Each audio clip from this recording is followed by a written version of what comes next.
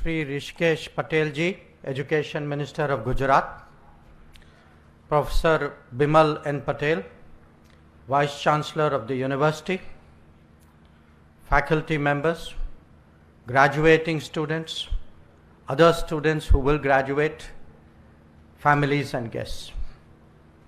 Namaste Bharat, and I am really pleased to join you today on the occasion of the third convocation of the Rashtriya Raksha University. There are two reasons for that. To be associated with an institution dealing with national security, which has been my own lifelong preoccupation, is itself a privilege. And when that happens in Gujarat, the state that has sent me to Parliament, it is doubly so. So, keeping this in mind, I would like today to share some thoughts with which the university and its students grapple with every day, the contemporary nature of security challenges. The orthodox definition of security revolves around a mix of external and internal threats. We would naturally think in terms of defending our borders, securing our interests abroad, countering terrorism, separatism and left-wing extremism, and ensuring law and order, effective law and order. Obviously, the quality and security of our national capacities is central to all these objectives, and ensuring their well-being is equally important. The term critical infrastructure emerges prominently from this consideration. The totality of these concerns were addressed through military preparations, through hardening in different ways, intelligence, policing, law enforcement, and investigation. However, as the world globalized and technology advanced, the very nature of what concerns us has also undergone a transformation. Many aspects of our progress come with their accompanying downside. The resulting paradox is that the more we prosper, the greater and more varied are the vulnerabilities. An obvious example is the salience of cybersecurity in the digital age. We have since moved on to debates about deep fakes using AI. Another is the impact of fake news and disinformation that can shape mass opinion in a dramatic way. The COVID pandemic, too, is a reminder of how exposed we are in a globalized environment, and indeed, how vulnerable we have become to supply chains. In fact, the international economic system is itself a structural challenge because its relative efficiencies have also created deep dependencies, just waiting to be exploited. The new has, however, not replaced the old. They coexist. Making our life more complicated. And security itself is developing increasing facets, starting from how to define challenges to the traditional incarnations and more modern concerns. Increasingly, it is all more and more about data and tracking, hardening and breaching. As we were discussing in your labs, yesterday's mission impossible is not just today's mission possible, but increasingly mission necessary. Now, where to draw a line was always a political conundrum when it comes to security, perhaps even more so now. Being a democratic polity, we have to strike a balance between freedoms and the misuse. And we often see across the world many struggle to do so. Some because they can't, others because they won't. I therefore ask you today to reflect on 5 propositions in that regard, because the answers to those reflect our approach to security. So ask yourself, 1, does it take an act of violence or the spilling of blood for a happening to be judged as injurious? Is the prevention of preparations and spread, if it has already taken place, are they not justified? 2, if a nation's unity and integrity are weakened and alternative loyalties sought to be created, can we really remain indifferent? For that matter, should people be defensive about our patriotism? 3, if support is given abroad to separatism or worse, should we display equanimity? 4, if national development, especially critical infrastructure, is impeded, do we demonstrate indifference? And 5, when influence operations target India, can we really afford to be complacent? Each of these questions is a debate in itself. Cumulatively, they are today a national challenge. In responding, let us start by examining the more traditional problems that India confronts. To begin with, international relations is by its very nature a competitive activity. The roughly 200 nations in existence today endeavor on a daily basis to advance their interests, if necessary, at the expense of others. This has both offensive and defensive aspects. What links them, of course, is comprehensive national power that reflects relevant capacities and resilience. While this applies to all nations, India faces some specific circumstances. Its competitive aspects are more prominent because of certain historical and geopolitical realities. It is also relevant that many of our borders are not settled and have thereby become key in our security calculus. Where our own society is concerned, the very pluralism that is so much our defining characteristic has been exploited from time to time by external forces. The short point is that even by the traditional metrics of security assessments, India faces exceptional challenges. In responding, we have to consider the inherited issues of development that derive from the era of colonialism. How effectively we used our opportunity is a legitimate question, especially as some others in a similar position have fared much better in the first six decades after our independence. Strenuous efforts have since been made, especially in the last decade, to correct the shortcomings of the previous ones. The overall development of our national strengths that we have seen since 2014 have clearly had positive repercussions in the security field. Whether it is external, internal, or at the border, there are some basic components of these capabilities that all of us are familiar with. How to acquire and develop weapons and build related capacities has not only been at the core of our defense policies, but even of our diplomacy. Indeed, a large part of our geopolitical calculations rests on which nations are likely to be reliable partners during times of stress. We therefore embed the security factor deeply into our strategy and into our diplomacy when we engage a competitive world.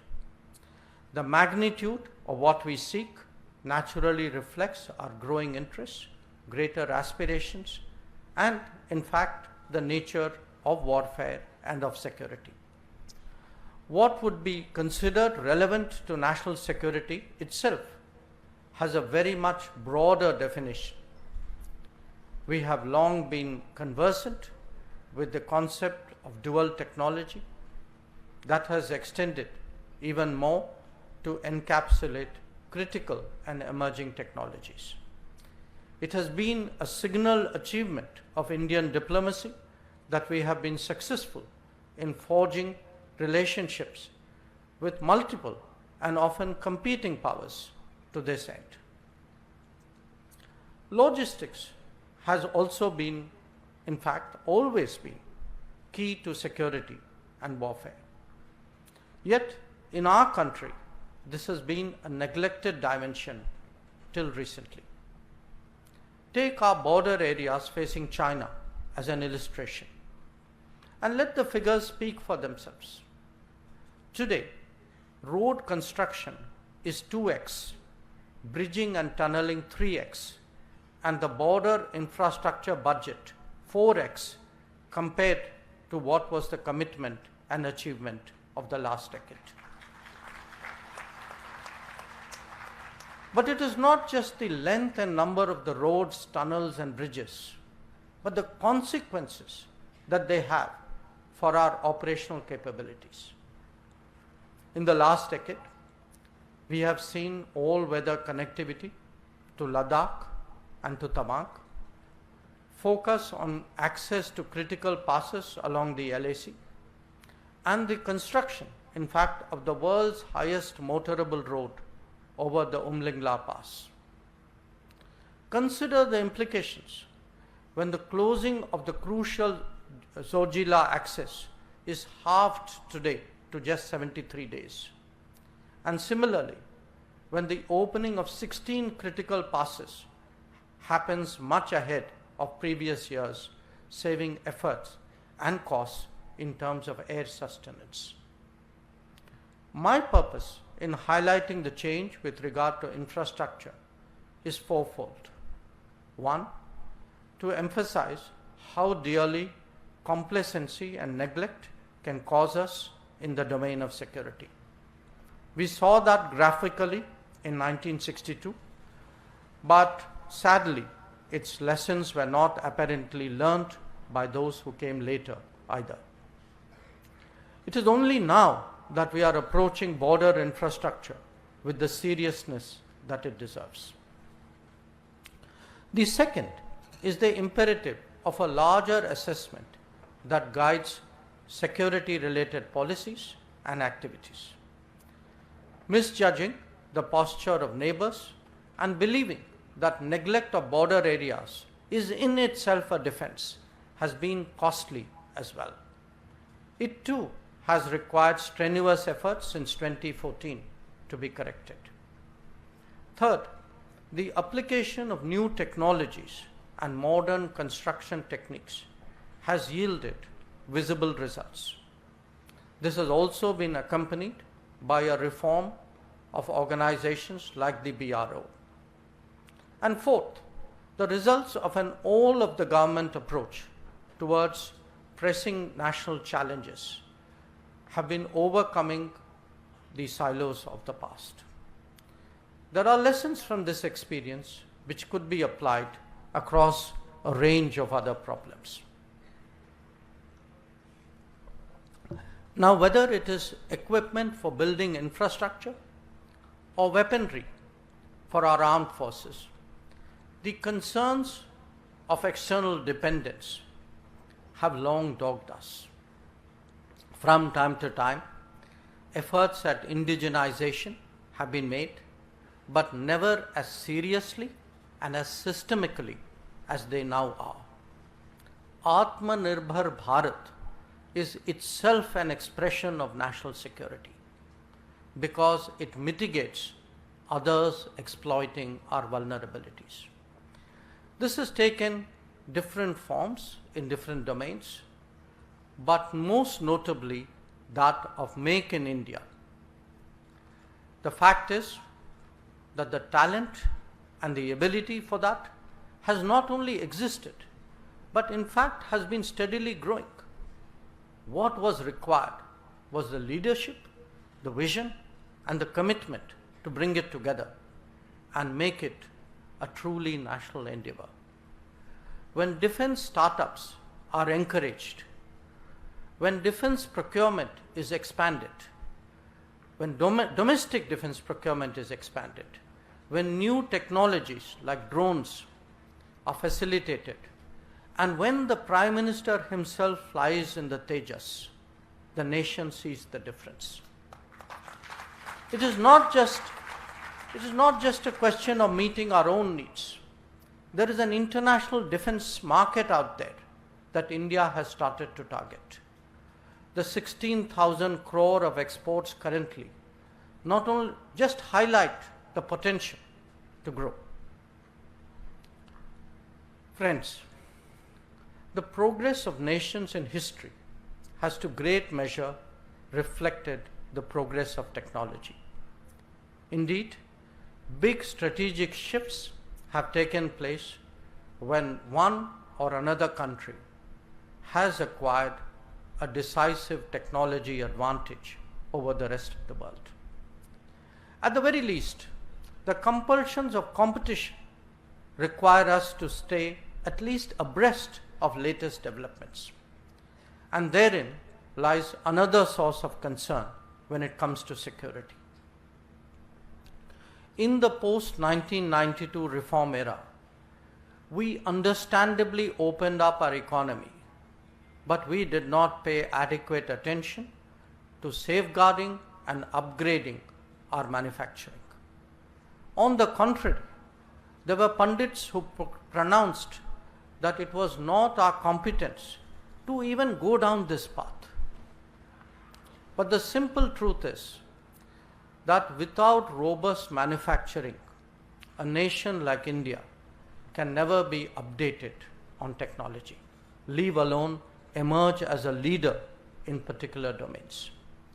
I'm not even getting into the argument whether opening up to subsidized exports of others at the cost of our own enterprises, including SMEs, whether this was prudent. More developed economies than us, in fact, are today paying the price for that choice. The fact is that only when there is a real commitment to take manufacturing forward that we will see significant investments in R&D. Similarly, such a commitment will become a driver to enhance the quality of our infrastructure. And there is a human resource dimension to all of that as well. So, reversing the indifference of the past, the thrust in manufacturing today is not only seeing the production-linked incentive program, the Gati Shakti mission, and the ease of doing business ethos, but has also catalyzed progress in skilling, in innovation, and in startups. Economic and technology capacities go hand in hand, and both are equally crucial for India's security.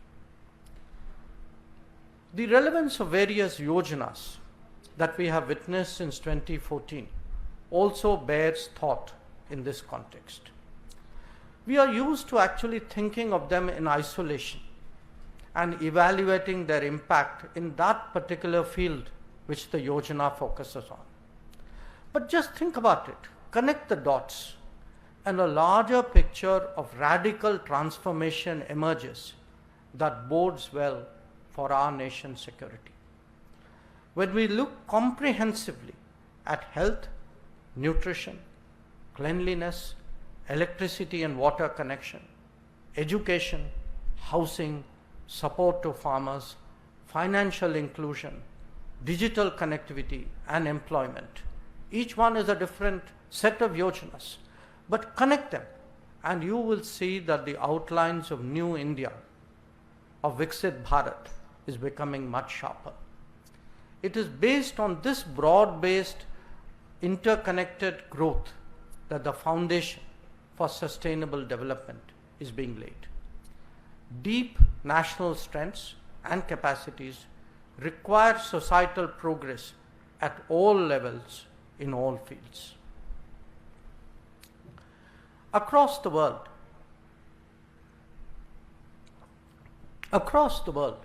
the experience of the COVID pandemic has widened definitions of security. This is not rocket science. Somewhere in all of us, there was always an incipient awareness about this. But what a period of extreme and prolonged stress, like COVID, has done for both psychology and for policy is to bring out these latent concerns to the forefront. Other autonomous developments have heightened such feelings. Notable among them are the impact of the conflict and climate events, as also trade disruptions of various kinds. The most existential is, of course, food security. Expanding production is one aspect, but continuously improving value adds, storage, and resilience is no less important. That is why the campaign to produce and consume millets and their products has resonated so strongly, not just in India, but actually across the developing world. In the past, our food dependence has been a source of vulnerability for us with security implications. In a world of climate change, we must strategize to ensure that this never again recurs. Where health security is concerned, the pandemic itself is a telling message.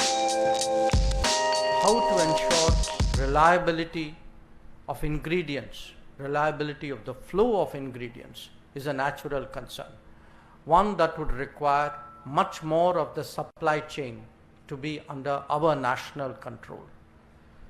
Widening accessibility and ensuring affordability, as the government is currently doing through the Jan Aushadhi program, that too has its own repercussions. Energy security, the challenge of energy security is one with which we have long struggled. Till now, what has been managed through a combination of trade and of diplomacy, that the future today offers more answers, especially if we invest in green and clean technologies. Not surprisingly, that is exactly where the government is focusing today.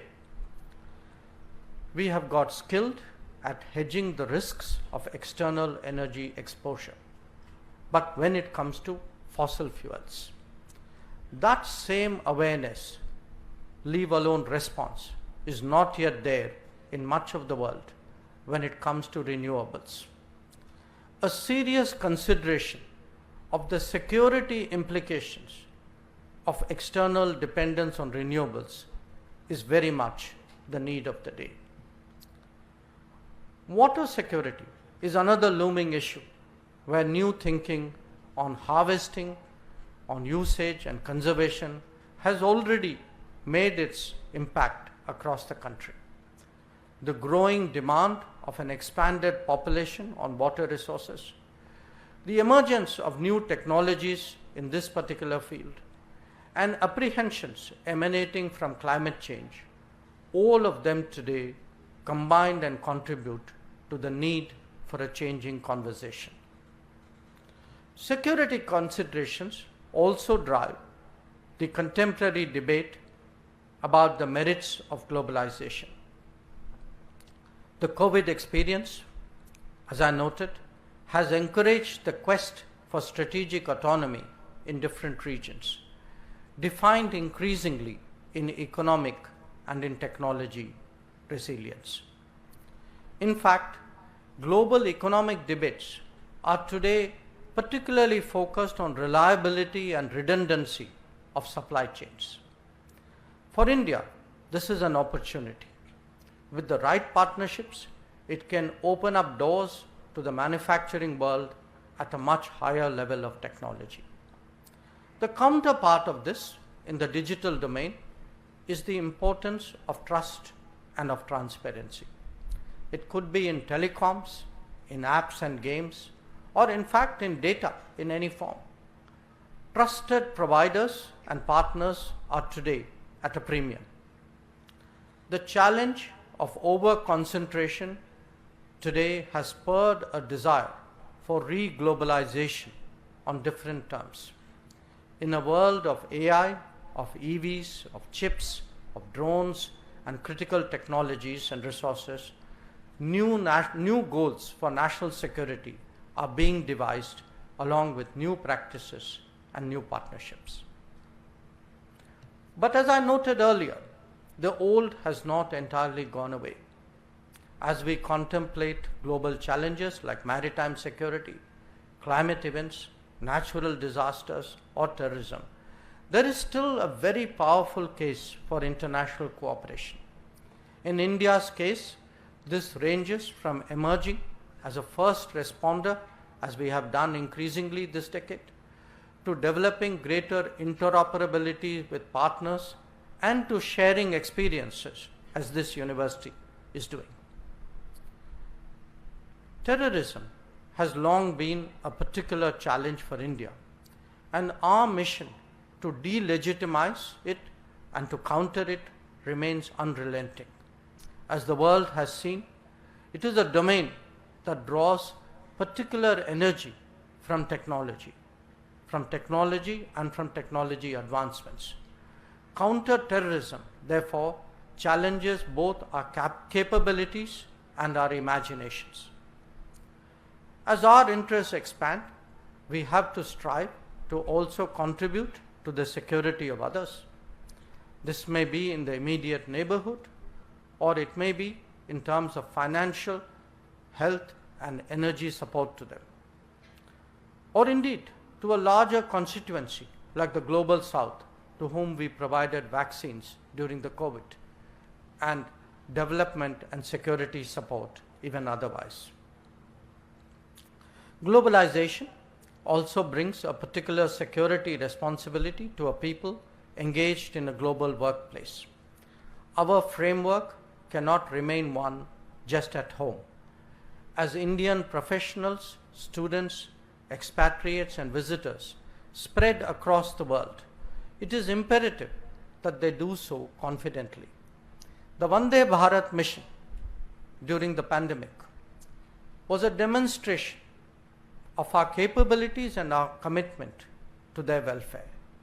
In conflict situations, whether it is operations Devi Shakti, Ganga, Kaveri, or Ajay, there have been a full application of national resources for rescue and return. Welfare mechanisms have been established as SOPs, and these will need constant refining. In a digital age, where narratives can be powerful and disinformation better masked, security faces challenges of a very different nature. Radicalization, even from a distance, can be extraordinarily disruptive. At the same time, there are persistent efforts to delegitimize the elected, distort debates, and define political correctness. Much of this arises from the interests of a few that pass off as the views of the many. The information facet has its financial counterparts, which is key to its furtherance.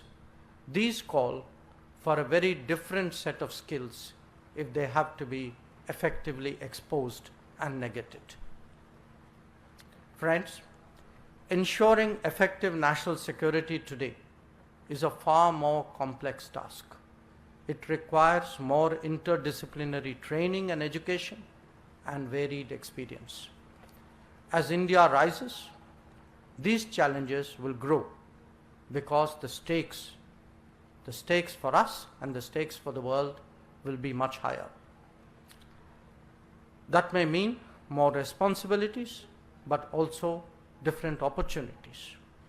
As you all set out in the world, I convey my best wishes for your success, knowing that each one of you is committed to make the best of your era, the Amrit Kal that we have just entered, to build a Viksit Bharat. Thank you for your attention. Jai Hind and Jai Bharat.